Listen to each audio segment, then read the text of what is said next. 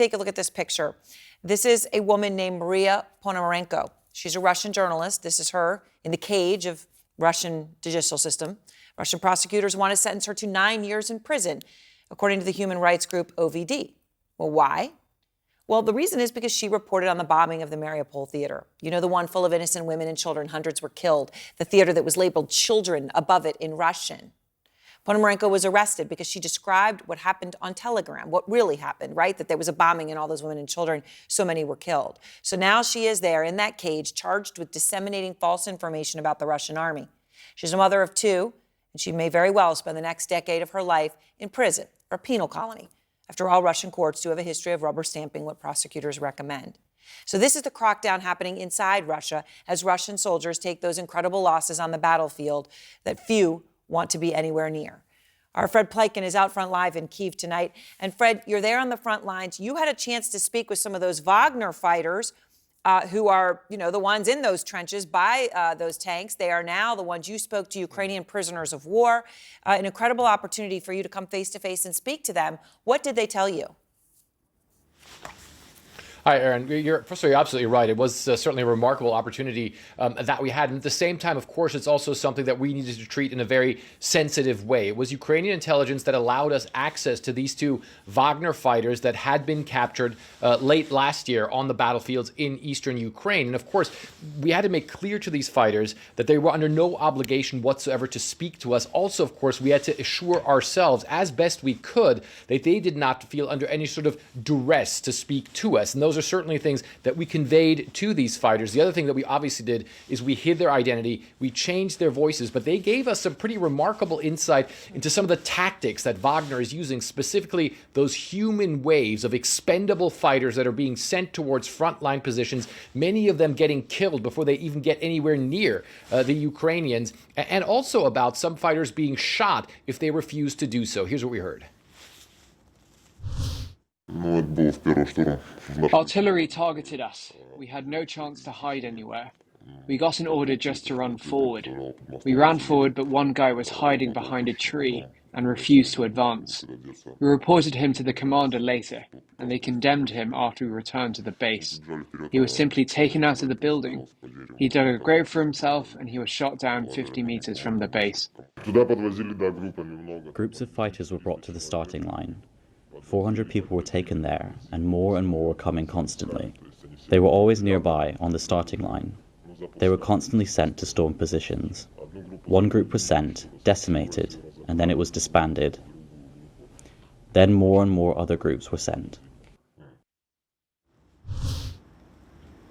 And Aaron, both of these men were Russian convicts. They were languishing in Russian jails when they said that the boss of Wagner, Yevgeny Prigozhin, came there and recruited them to fight in Ukraine. Now, at least one of the men said that he was told that actually he would be in the rear echelon, that he wouldn't even be in the front line. But he said he quickly realized that it was going to be very different than that. And, you know, those brutal assaults where so many of these prisoners died, one of the guys said that he had taken part in 4 of those, where many of the people around them were just mowed down by the Ukrainians because they were trying to run towards those positions. The other one said that it was 5 assaults that he took part in. Remind our viewers, about 50,000 such people, the Ukrainians say, have been brought to the front line by Wagner, and many of them have already been killed, captured, or have run away. Aaron. Oh, all right. Thank you very much, Fred. And incredible to have the opportunity to speak to them. And as you point out, you know, doing so with as much care and directness as you possibly can, just to try to hear their story as best as you can. Fred Pleitgen, live from Kyiv. And I want to go now to the retired Army Brigadier General Mark Kimmitt, who was the former Assistant Secretary of State for Political Military Affairs as well, and Ekaterina Kodrakadze, the news director and anchor for TV Rain, which is an independent Russian-language television channel. It was shut down by the Russian government at the start of the war. General Kimmitt, these Wagner fighters, you know, it's interesting. Paul Whelan, the American who's been held for 1,500 days now in a Russian penal colony, says that some of the worst operators in that penal colony left. They took the offer. We'll go, put their hand up and went to Ukraine. and that it's such that it can be better. I don't even want to use that word. But some of the worst operators left and went to the front lines. So I don't want to say this with sort of sympathy, but nonetheless, these are human beings, and they're being put on the front lines and they're fighting. And you hear them talking to Fred about a fellow fighter being shot and killed by his commanders after they refused to advance. He keeps referring to this point of where they're going to fight as the starting line. What does that even tell you about the fighters here and the military? Well, first of all, I think we've always got to take prisoner of war footage with great suspect. That's why it's against the law of land warfare. We certainly don't want to see our prisoners as a spectacle held up by the enemy, and that's why we traditionally don't do that with our prisoners of war. Well, what it does say is that the Wagner people coming from the penal colonies obviously think the front line gives them a better chance than living in a Russian penal colony, especially since if they do a good job, they'll be released. That's a real devil's bargain that they are signing up for. And I think the way they're being treated demonstrates how callous the Russian way of war is, whether those were penal colony Wagner group or regular Russian soldiers. This is the way Russia treats their soldiers. Right. Right. And as I said, you are talking in each of these cases, these are human beings that we are watching die. Ekaterina, one of the Wagner fighters, Fred asked him whether it was the right choice to join Wagner. And he said to Fred, quote, "I think it was the wrong choice. If I were at home instead of at the penal colony, I wouldn't have joined up. I wouldn't have needed it. I didn't know anything about the war then. They brought us here under a false pretext. And so we're at war, but I don't think it's a just cause." Now, again, you understand the situation that they're in when they say this, but, in a penal colony, right, and they're saying, if I hadn't been there, I wouldn't have done it. It was just because of how bad my situation was. Does this make sense to you from everything you're hearing?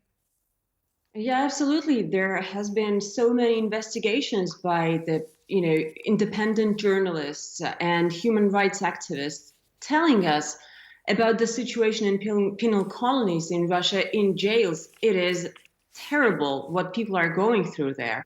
And, the biggest example of how they torture people in Russian prisons is Alexei Navalny, the biggest Russian oppositioner, the leader of opposition. I was just watching again the pictures and videos from how people were protesting when he was arrested, and how the wave of protest in Russian citizens was going through the whole country when he was detained after coming back to Moscow. What I'm saying is that people in Russia are scared of jails, of colonies, because of the history of terrible attitude to prisoners. Yeah. Historically, it always has been like that. But another problem is that I don't want to lose the sense of responsibility for those who are going to this war. I mean, it's important as well. People didn't want to know about Ukraine. They were feeling comfortable in their lives, small personal lives. They didn't want to get involved in politics. Millions of Russians, unfortunately, they were choosing to have this normal, comfortable lives with this president who was not entering their, private spaces. And it was a huge mistake. Unfortunately, a lot of the big percentage of Russian population was living like that, above politics. And this is how they're paying right now.